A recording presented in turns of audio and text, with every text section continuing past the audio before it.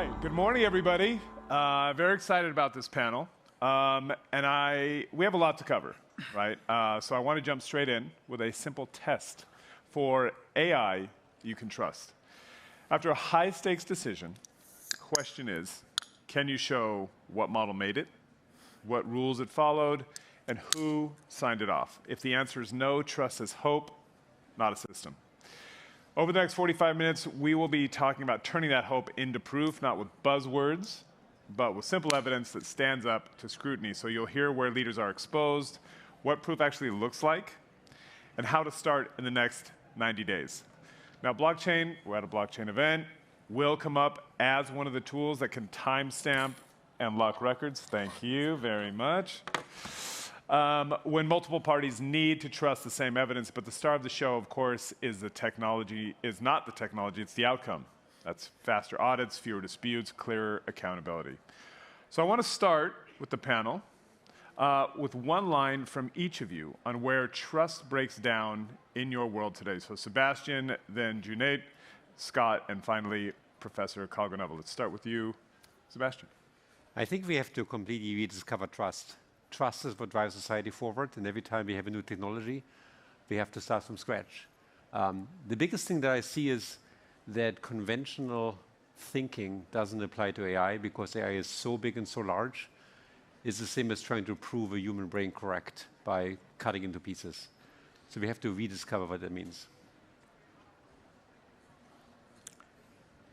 Okay, go ahead. Okay, for me, I would emphasize, right, that models are tools. AI should be a tool, and a tool is something that we should be able to understand, right? And so, one of the things that is going to be really, really important is for us to not think of it as some sort of,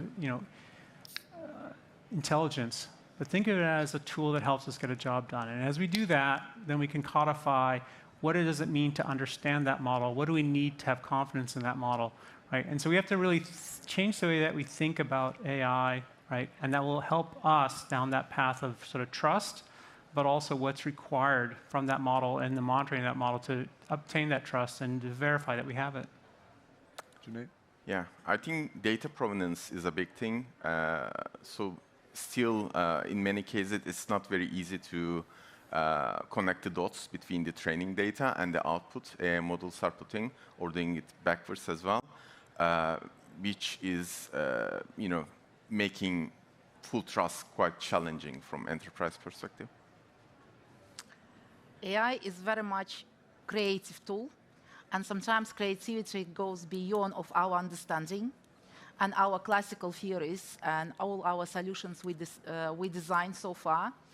And when AI is trying to explain, it explains from its own vision without using any theories we know. And when we meet something we don't understand, or it's never been done before, or using some classical theories, we don't trust.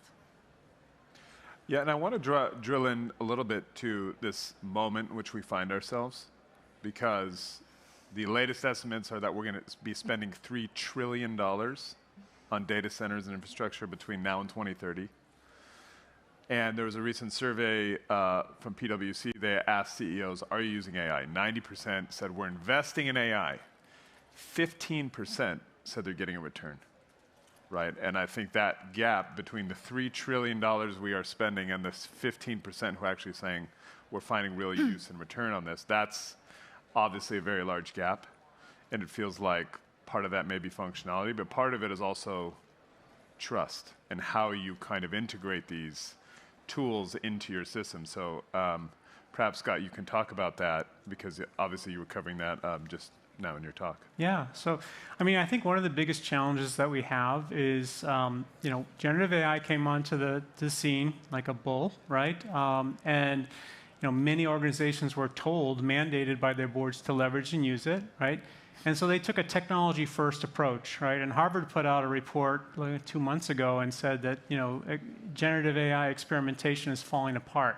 And the reason why so many of these experimentations fall apart is because we're not asking the right question. It should always be, what is the value proposition that we're trying to solve, and how does AI do it better, or could it do better than the humans, or assist the humans in doing that? And so I think it simply comes down to this sort of changing our perspective, right? It shouldn't be a mandate, use generative AI at all costs. It should be, what is the business problem we're trying to solve, right?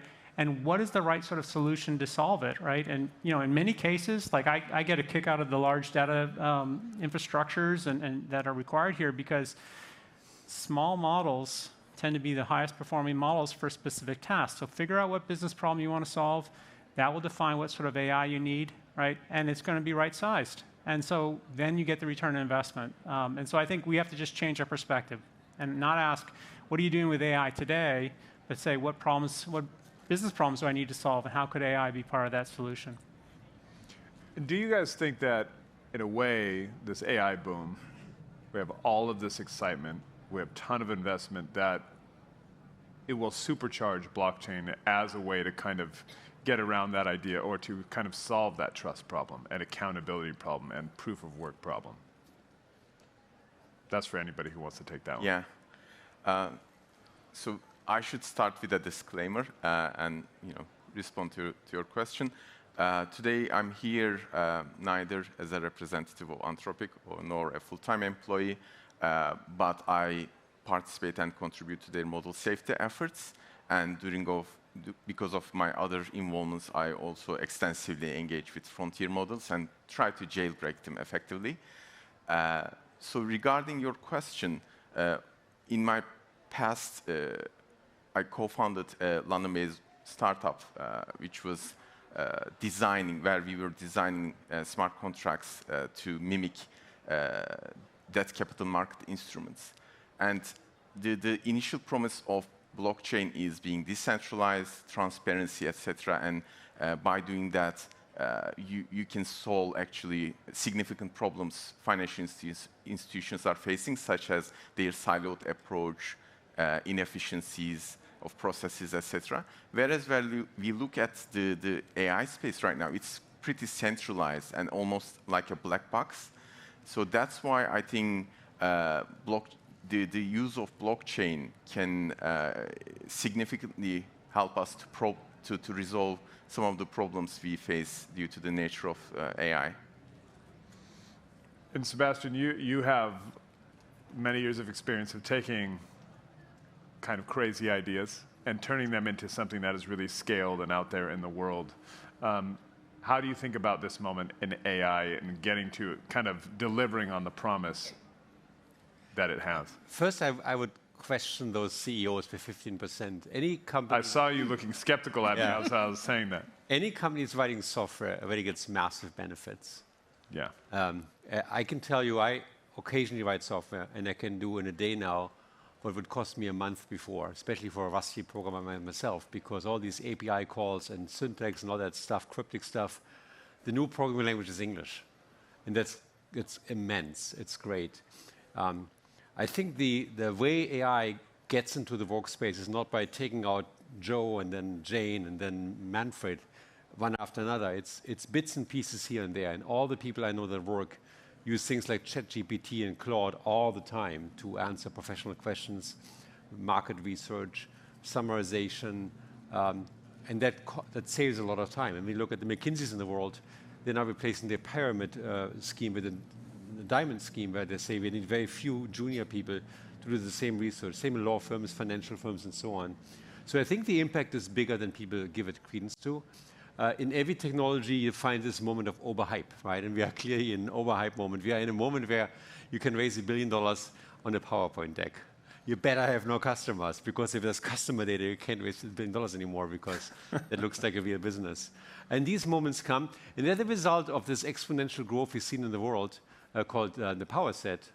Sebastian Malaby wrote a beautiful book here about this, where as an investor, if you put $1 in and the company goes bust, you lose $1. And the company makes it, you make $1,000. And that asymmetry encourages people to be reckless with money. And that's fine for us, I think. That's a fair thing to do. But overall, I'm very optimistic. I think this thing is actually really beginning to make us much more productive today. And it's going to transform entire industries. And Tatiana, how do you see AI and blockchain coming together in this moment to kind of, in an almost symbiotic way, to really kind of get out there into the world? Blockchain gives us power to know about all supply chain visibility coming around. And visibility, it gives us a power to understand how all transactions coming up around. And AI, it's so powerful. Like once you have visibility build up into this, you start to literally build up the next level of optimization, next layer of AI. Normally, we would not see our theory developed for.